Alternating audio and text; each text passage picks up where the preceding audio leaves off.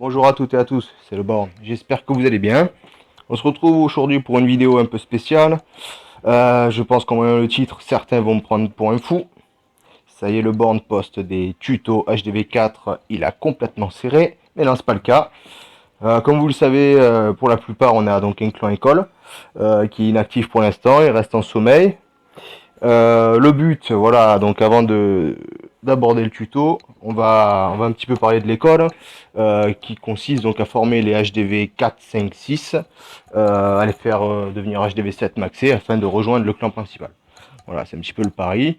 Au lieu de miser sur des prémas HDV 7, HDV 8 et d'attendre un temps important avant qu'ils rattrapent leur retard, ben, on mise sur les viviers à la source et on les fait évoluer de manière optimale d'entrée, et c'est ce qui est finalement l'évolution la plus rapide.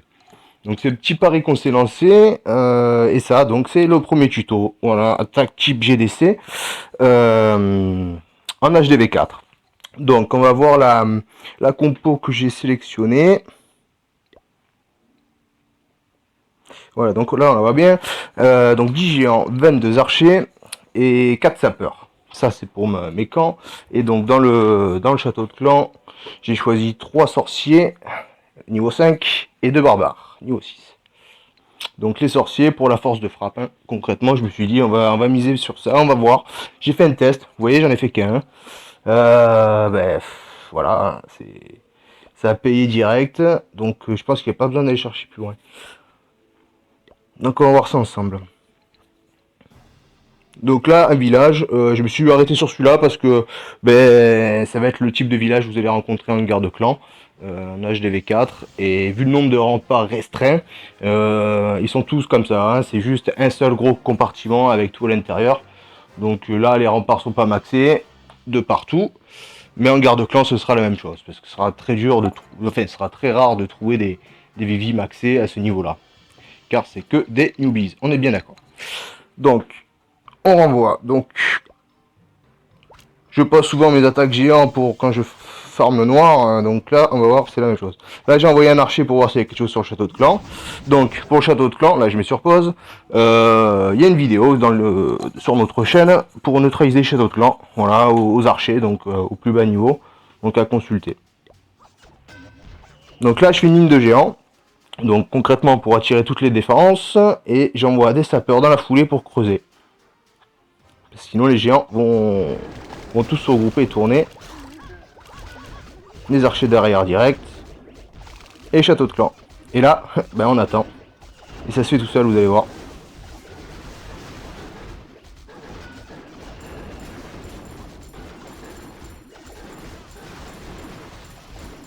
Voilà, ligne de géant, ligne d'archer et le château de clan derrière.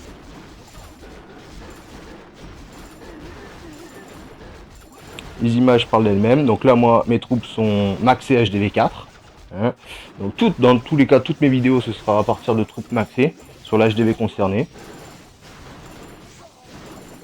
Donc là, j'imagine aucun HDV4 maxé ou non résister à ce type d'attaque.